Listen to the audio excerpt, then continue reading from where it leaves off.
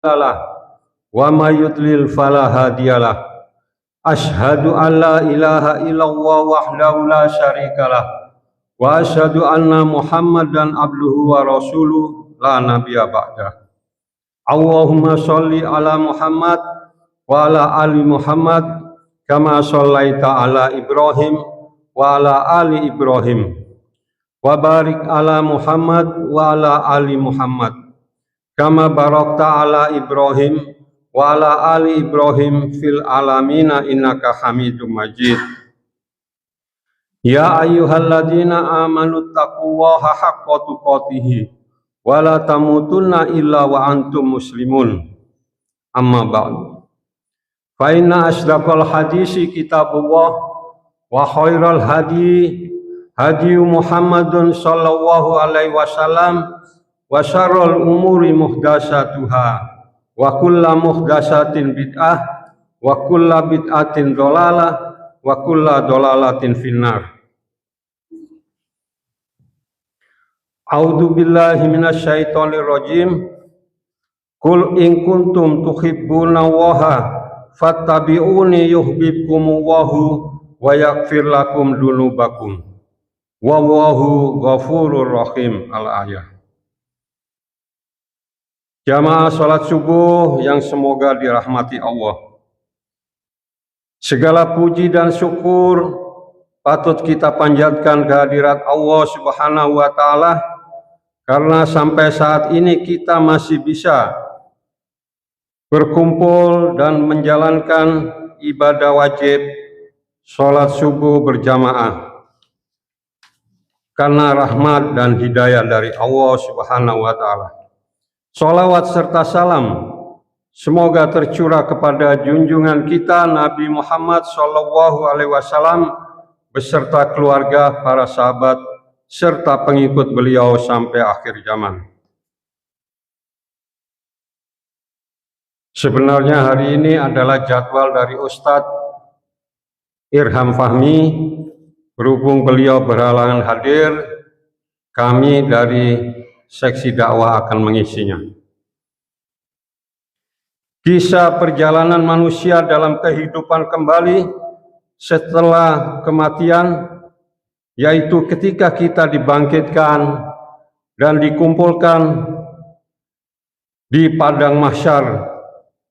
Semua makhluk Allah yang dari langit lapis 7, bumi, termasuk semua malaikat, jin, manusia akan dikumpulkan di sana.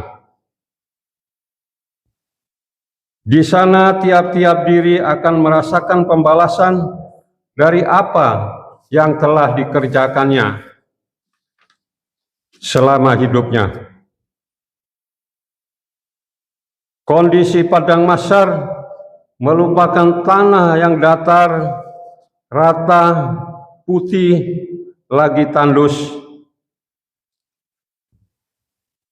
Dataran yang datar ibarat seperti roti tawar yang dipotong datar dan tidak ada lekuk dan cembung.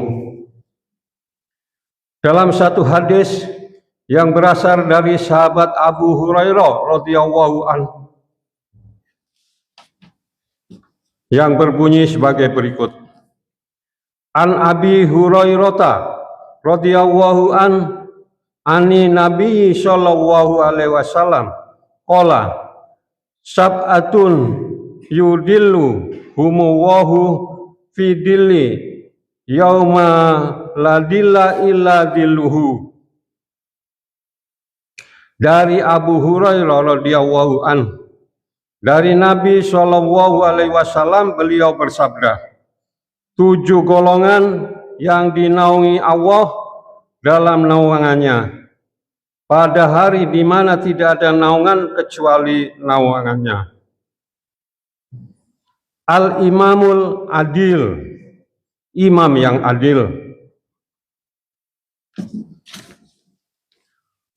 Wasabun nasya'a bi ibadatillah, seorang pemuda yang tumbuh dewasa dalam beribadah kepada Allah. Kemudian yang ketiga, warajulun qalbuhu mu'allakun fil masajid. Seorang yang hatinya bergantung ke masjid. Yang keempat, warajulani tahabba fillah ijtama'a alaihi wa tafarraqa alaihi. Dua orang yang saling mencintai di jalan Allah, keduanya berkumpul karena Allah dan berpisah karena Allah. Yang kelima, warajulun da'athu amra'atun datu mansibin wa jamalin faqala ini akhafuwah. Seorang laki-laki yang diajak berzina oleh seorang wanita yang punya kedudukan lagi cantik, lalu ia berkata, sesungguhnya aku takut kepada Allah.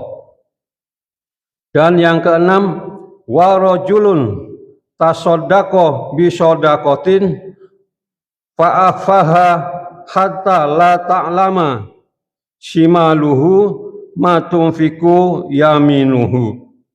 Seseorang yang bersedekah dengan satu sedekah, lalu ia menyembunyikannya sehingga tangan kirinya tidak tahu apa yang diinfakkan tangan kanannya. Serta yang ketujuh, warajulun dakarallaha kholian fafadot ainahu. Seseorang yang berzikir kepada Allah dalam keadaan sepi, lalu ia meneteskan air matanya. Hadis sahih riwayat dari Imam Bukhari, Muslim, Imam Malik, Imam Ahmad, At-Tirmidzi, Nasa'i, Ibnu Khuzaimah, At-Tahawi, dan Al-Baihaqi. Penyebutan 7 dalam hadis ini bukan merupakan pembatas, sehingga tidak dapat dikatakan bahwa golongan yang akan dinaungi Allah pada hari kiamat hanya terbatas pada 7 golongan saja. Kedudukan hadis ini sangat penting agar kita kaum muslimin dapat melaksanakan amalan-amalan yang terkandung di dalamnya, sehingga kita dapat memperoleh perlindungan dan naungan Allah pada hari kiamat kelak. Naungan yang dimaksud hadis di atas adalah naungan ars Allah Azza wa Jalla, sebagaimana yang disebutkan oleh Al-Hafidz Ibnu Hajar Al-Asqalani rahimakumullah dari sahabat Salman Al-Farisi radhiyallahu an, Rasulullah sallallahu alaihi wasallam bersabda, sab'atun yudillu humullahi fi dilli arsyihi. Artinya 7 golongan yang dilindungi di bawah naungan arsy-Nya.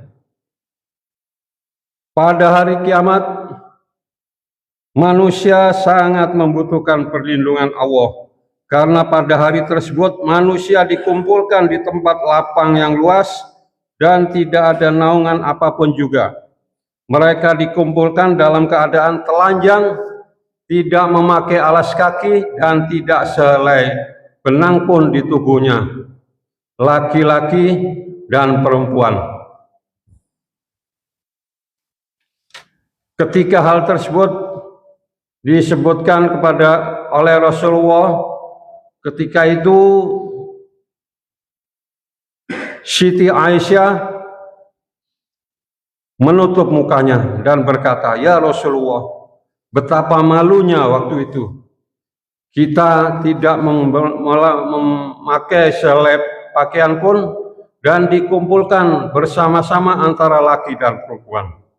Kemudian Rasulullah menjawab, tidak ya Aisyah, hal itu terlalu kecil untuk kita malu, karena yang akan kita hadapi adalah suatu peristiwa yang besar, pertanggungan jawab selama kehidupan kita di dunia, untuk dipertanggungjawabkan di hadapan Allah, apakah kita mendapatkan surga atau sebaliknya. Rasulullah sallallahu alaihi wasallam, ya ayuhan nasu innakum tuhsaruna ilaihi khufatan uratan gurtan.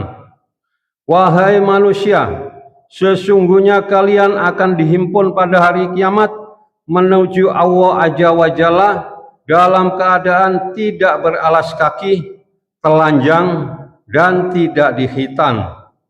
Hadis riwayat Bukhari Muslim. Kemudian matahari didekatkan di atas kepala-kepala manusia sehingga peluh bercucuran membasahi tubuh mereka. Sebagian manusia ada yang terendam sebatas mata kakinya, ada yang sebatas lutut, ada yang sampai pinggangnya, ada sampai pundaknya, bahkan ada yang sampai ke mulutnya. Keadaan mereka ini sesuai dengan amalan-amalan mereka. Rasulullah Shallallahu Alaihi Wasallam, pada hari kiamat matahari akan didekatkan oleh Allah kepada seluruh makhluk sehingga hanya sejarak 1 mil. Hadis sahih riwayat Muslim. Mengenai naungan, ada yang pertama yang mendapat naungan adalah seorang imam, pemimpin yang adil. Dalam hal ini yang dimaksud pemimpin adalah orang yang memiliki kekuasaan besar seperti raja, presiden, atau yang lainnya. Pada hakikatnya kita semua adalah pemimpin bagi diri kita sendiri. Oleh karena itu kita semua akan dimintai pertanggungjawaban atas diri kita yang kita pimpin. Apakah kita selama hidup di dunia berlaku adil dan baik atau bahkan sebaliknya. Rasulullah SAW bersabda, setiap kalian adalah pemimpin dan bertanggung jawab atas apa yang dipimpinnya. Seorang penguasa adalah pemimpin bagi rakyatnya dan bertanggung jawab atas mereka. Seorang istri adalah pemimpin di rumah suaminya dan dia bertanggung jawab atasnya. Seorang hamba saya adalah penjaga harta tuannya dan dia bertanggung jawab atasnya. Hadis riwayat Bukhari. Kemudian yang kedua, seorang pemuda yang tumbuh dewasa dalam beribadah kepada Allah. Pada saat ini sulit menemukan pemuda yang rajin beribadah kepada Allah. Kebanyakan mereka akan menghabiskan masa mudanya untuk bersenang-senang. Rasulullah pernah bersabda, sesungguhnya Allah Subhanahu wa Ta'ala benar-benar kagum terhadap seorang pemuda yang tidak memiliki syahwat. Yang dimaksud syahwat adalah hal ini bisa diartikan menyimpang ke jalan yang tidak benar. Yang ketiga, seseorang yang hatinya terikat dengan masjid. Imam An-Nawawi berkata, hati yang terikat dengan masjid maksudnya adalah orang-orang yang mencintai masjid dan selalu menjaga sholat berjamaah di masjid, dan bukan orang yang hanya duduk-duduk saja di masjid untuk menghilangkan penatnya. Yang keempat, dua orang yang saling mencintai di jalan Allah. Ibnu Hajar menjelaskan yang dimaksud saling mencintai di jalan Allah adalah suami istri yang dipertemukan karena agama dan senantiasa saling mencintai karena agama. Semua yang dilakukan dan dikerjakan semasa hidup di dunia ini hanya untuk mencari ridho dari Allah. Keduanya sangat takut melanggar larangan Allah dan berbuat maksiat atau keburukan. Dua orang seperti inilah yang insya Allah akan selamat dari siksaan dan mendapat naungan dari Allah pada hari akhir nanti. Yang kelima, seorang laki-laki yang diajak berzina lalu berkata, aku benar-benar takut kepada Allah. Perkataan seperti ini pernah dicontohkan oleh Nabi Yusuf alaihissalam saat beliau menolak godaan dari Zulaikha. Dari kisah tersebut kita dapat melihat betapa kuatnya iman beliau. Padahal Zulaikha merupakan sosok manusia yang sangat cantik pada masa itu. Hal ini tidak berlaku hanya pada laki-laki saja. Begitu juga dengan perempuan yang digoda oleh laki-laki yang mempunyai kedudukan tinggi, yang tampan rupawan, tapi dia tidak tertarik. Yang keenam, orang yang suka bersedekah. Seseorang yang bersedekah dengan satu sedekah sehingga tangan kirinya tidak tahu apa yang diinfakkan tangan kanannya, maka insya Allah orang seperti ini termasuk salah satu golongan yang akan diselamatkan Allah pada hari akhir nanti. Yang ketujuh, seseorang yang berzikir sampai meneteskan air matanya. Sama halnya seperti bersedekah, zikir yang dilakukan tanpa diperlihatkan kepada orang lain adalah ibadah yang bisa menghindarkan dari sifat riya. Zikir yang seperti inilah yang disebut zikir yang tulus karena rasa cinta dan takut kepada Allah Subhanahu wa taala. Dalam Al-Qur'an surat Al-Anbiya ayat 90 Allah berfirman, artinya sesungguhnya mereka adalah orang-orang yang selalu bersegera dalam mengerjakan perbuatan-perbuatan yang baik, dan mereka berdoa kepada Rabb-Nya dengan harap dan cemas, dan mereka adalah orang-orang yang khusyuk kepada Kami. Demikianlah penjelasan mengenai 7 golongan yang mendapat naungan pada hari manusia dan semua makhluk yang dikumpulkan di padang mahsyar. Mudah-mudahan dengan mengetahui hal ini sehingga tergerak hati kita untuk melakukan, untuk menjalankan amalan-amalan sehingga kita mendapatkan naungan pada hari akhir nanti. Subhanakallahumma rabbana wa bihamdika asyhadu an la ilaha illa anta astaghfiruka wa atubu ilaik. Billahi taufik wal hidayah. Wassalamualaikum warahmatullahi wabarakatuh.